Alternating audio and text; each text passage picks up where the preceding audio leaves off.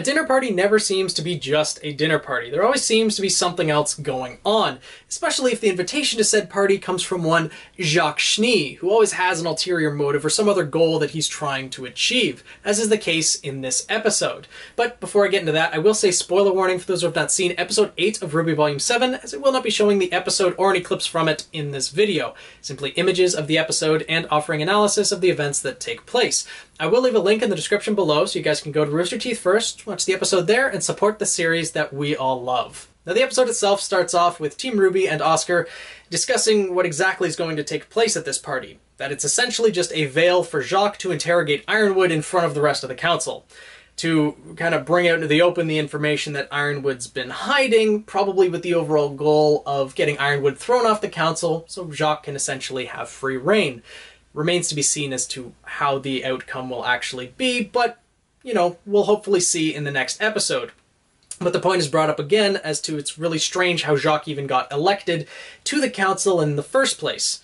Robin was the hero of the people, so you'd think most people would vote for her. Not to mention that just before the election, Jacques closed all SDC operations in Mantle, so... And, by the way, it's only been like a couple days or so, depending on how long it took to get the party in place. It's only been a couple days since Jacques got elected, but he still has made no announcements or no promises or any effort, really, to reopen SDC operations in Mantle.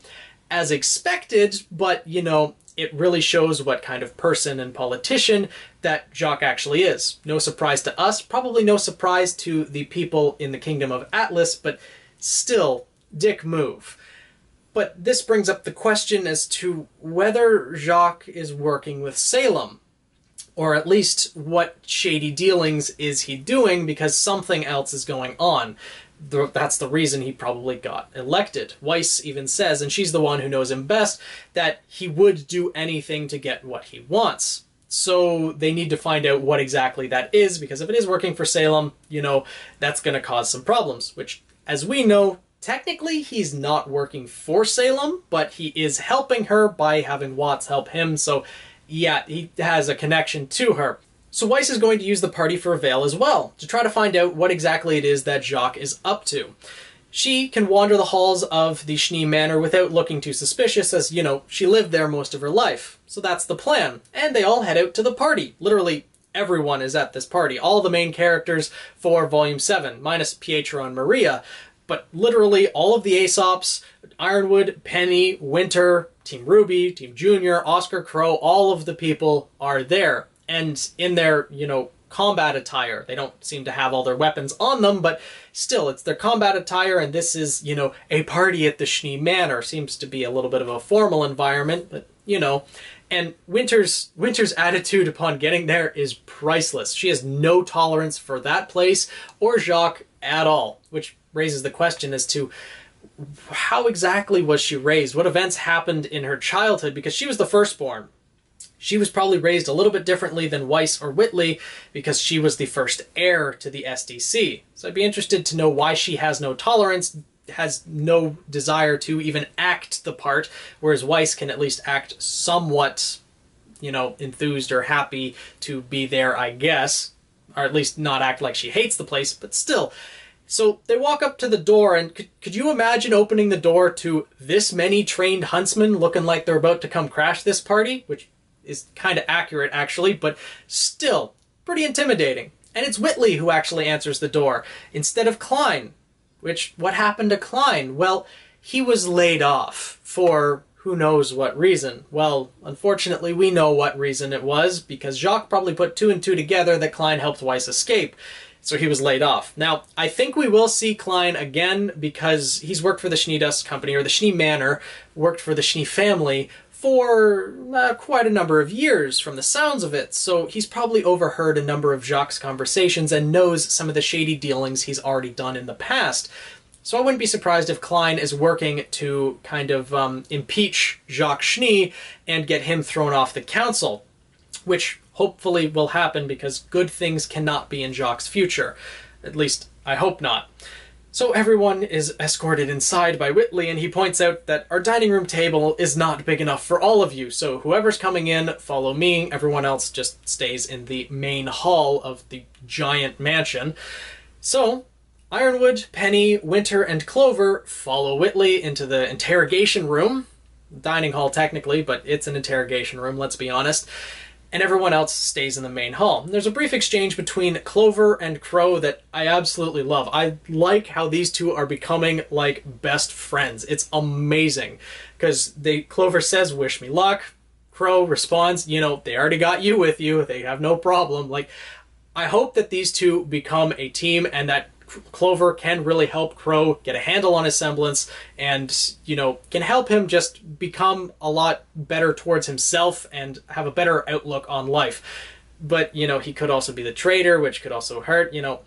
I just hope that they can continue being friends and being on the same team and just keep moving forward. I like their interactions. But then, after everyone is left, going to the interrogation, this poses the opportunity for Weiss to go and start investigating the mansion. Until she's roadblocked by Whitley, of course. Which, you know, causes its own problems, but we cut to the interrogation room itself, where Jacques is there with the other members of the council, Sleet and Camilla. So, it's kind of no surprise that Ironwood had pretty much free reign over the past couple years, as he held 2 seats on the council, which, in total, there are 4 seats. Jacques, Camilla, Sleet, and Ironwood currently. And the seat that Jacques had, Ironwood had before. So having half of the votes for one person kind of defeats the purpose of having a council almost, you know. But now it's a bit more of a problem. And also, Robin is invited to this banquet as well. And the questions start coming as to, you know, what exactly it is that Ironwood is hiding. How much does he control? Because Jacques points out that, are we really safe with Penny being here? You know, with the accusations of that brutal massacre down in Mantle, which, you know, Jacques seems real concerned about. And Ironwood says that, "I assure you, I have complete control over her." Like, that really dehumanizes Penny. I mean, I know she technically isn't human, but she has a human soul. Regardless of what body she's in, she's technically human.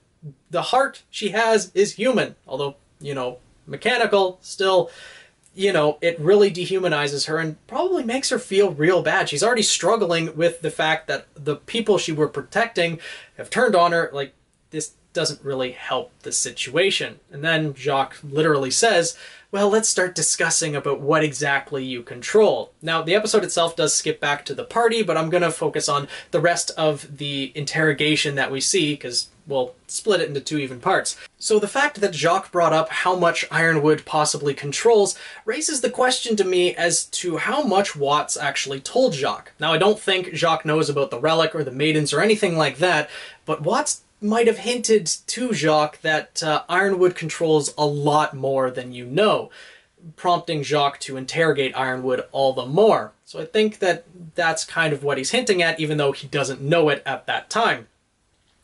Now, the rest of the council, Sleet and Camilla, are saying, "What's the point of closing our borders? Why do we have all of our army here? It's only serving to hurt our relations with the rest of the world." And Robin says, "The rest of the world? No, it's hurting Atlas, it's hurting Mantle. You know, the people here are suffering."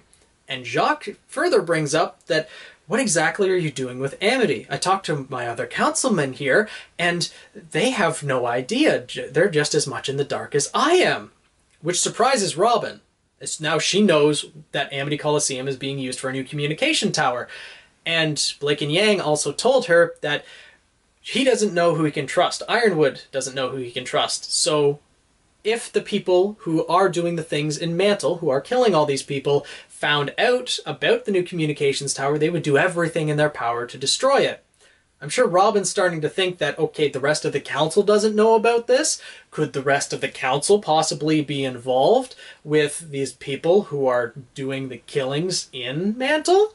Well, technically yes, because Jacques is associated with Watts, who's associated with Tyrion, but they don't know this at this point. I feel like that's going to come out real soon, though. And this is when Jacques asks a very important question. "Don't you trust us?" And that's the last straw that Winter has. She snaps and goes off on Jacques about trust, that he can't buy it, that it needs to be earned, which unfortunately is playing right into Jacques' hands, because Ironwood's used up all the trust that the council had in him. You know, the culprit who took control of the army back at the fall of Beacon Academy has not been caught, was allowed to escape, as well as the person responsible for all of the killings in Mantle is remaining at large. He has given them nothing in recent times, and therefore there is no trust. So, yeah, it's very unfortunate that it turned out this way, and that causes Winter to storm off as Ironwood tells her, like, you know, that's enough. And that's all we see of this interrogation at this point, though I feel like we're going to be continuing on in the next episode. We do get a brief exchange between Winter and Penny, as it seems she followed Winter out, where Penny's a little bit confused as to what exactly happened, because Winter is saying, you know, you wouldn't understand.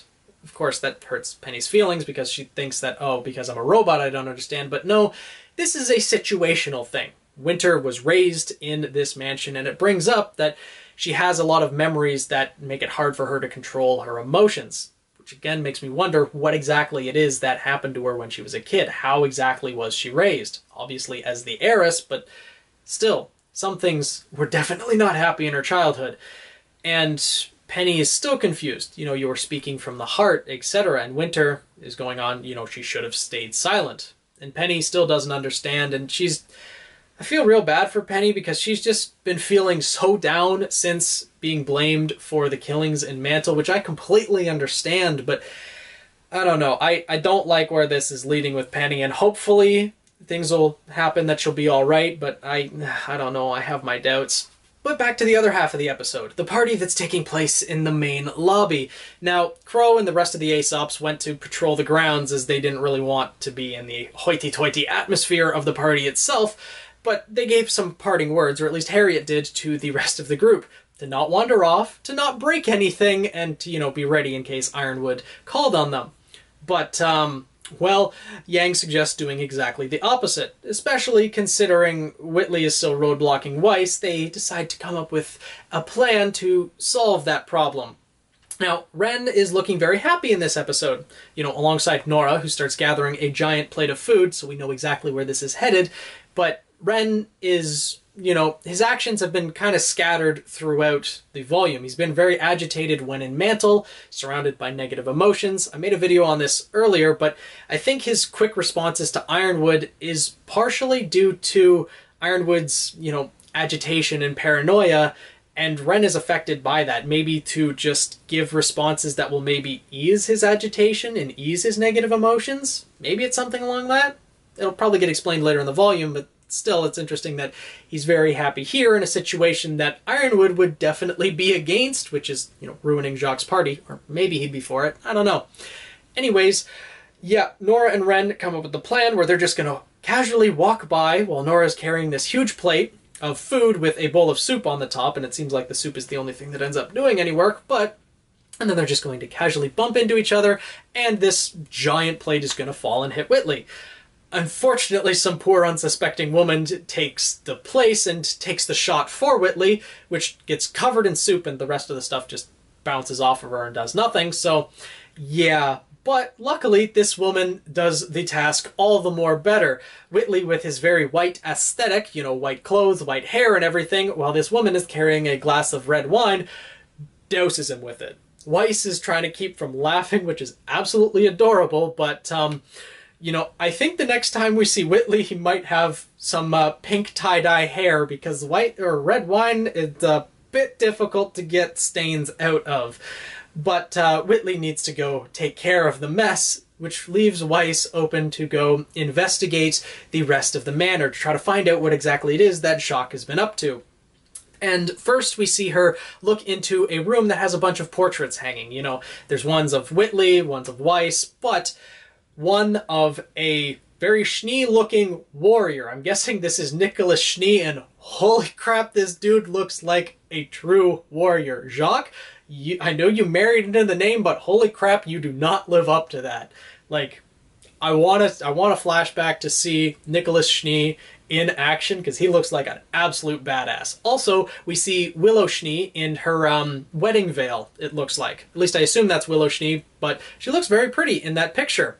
But Weiss goes to Jacques' office, and she's not alone.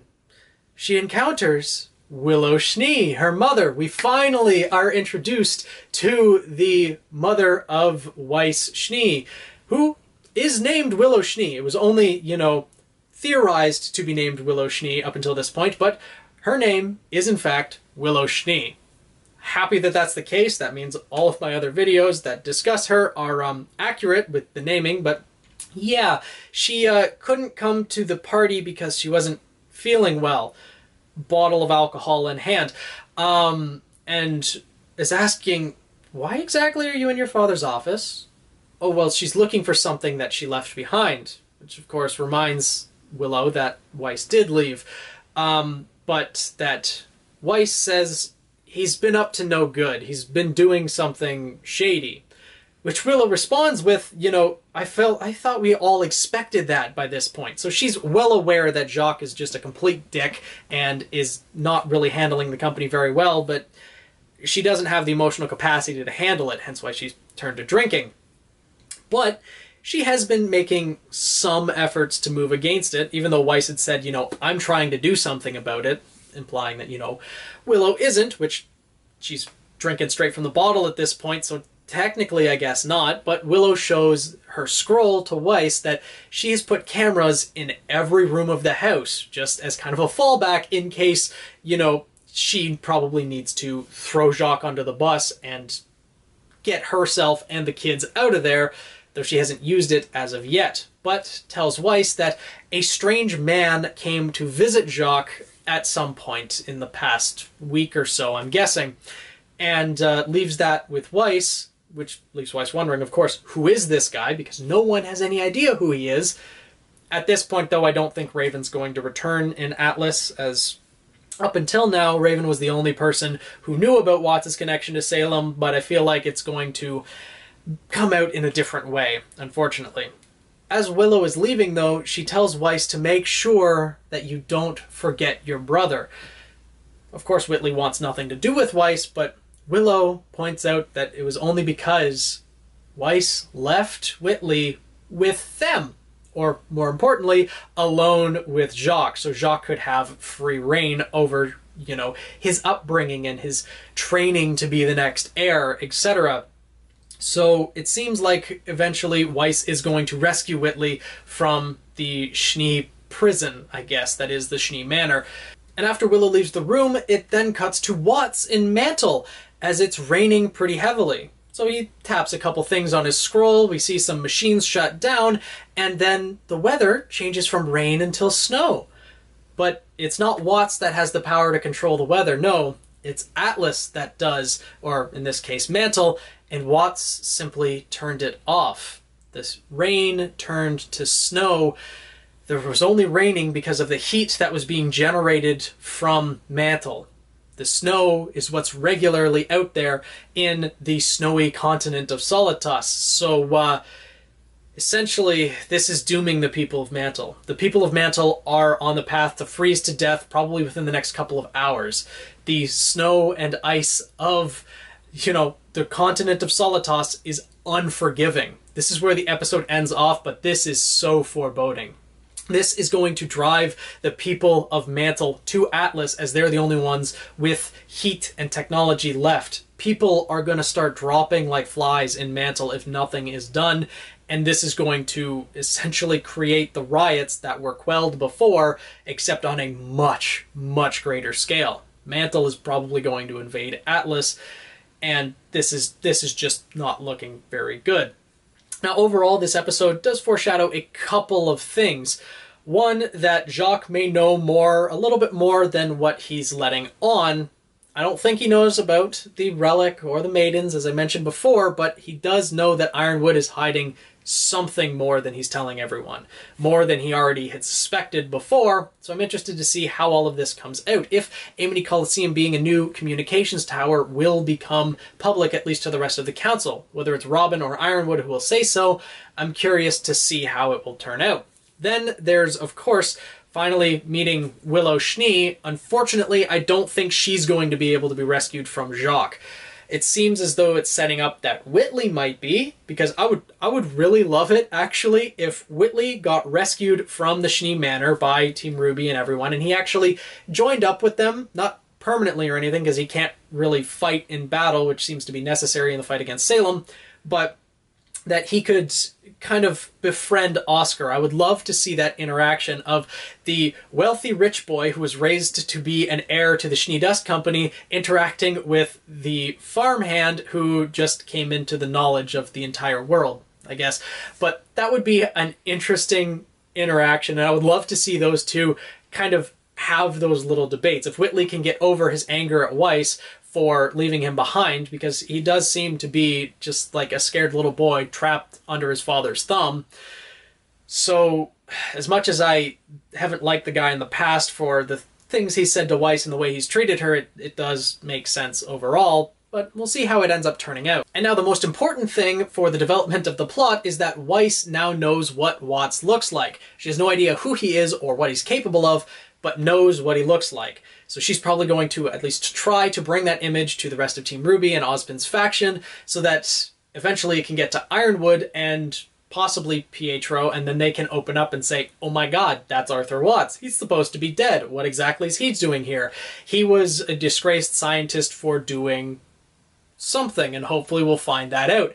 However, I think there's going to be a situation where Whitley will have cleaned himself off by that point, interrogate Weiss, or at least either enter Jacques' office or be waiting for her outside and confront her as to exactly what she was doing in there, possibly taking the scroll from Weiss, possibly insulting his mother, possibly insulting Weiss, or at least trying to prevent Weiss from getting the scroll to the rest of the people. So Whitley's still going to be a little bit of a brat for now, but I think Weiss and Whitley might actually have their conversation, have a little heart-to-heart next episode where Whitley might show a little bit of trust towards Weiss.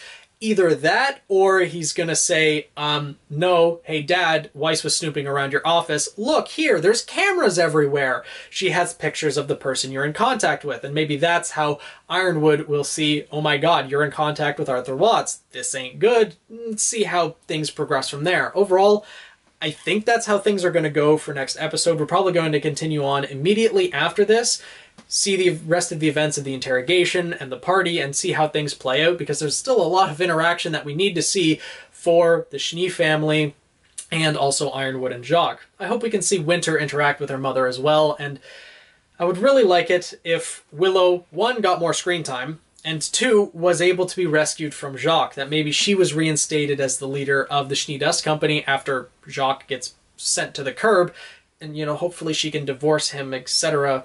Unfortunately, Jacques is in control of the Schnee Dust Company right now, but, you know, I really hope that things can play out better for her, because it doesn't seem to be playing down a very good path, that they're going to have Whitley be rescued, but Willow is still doomed, and I really don't know how that's exactly going to turn out, but I hope it's better for her. But with that being said, let me know what you guys think down in the comments below. How did you guys enjoy this episode? And, you know, what we saw of the Schnee Manor, the giant mansion that it is.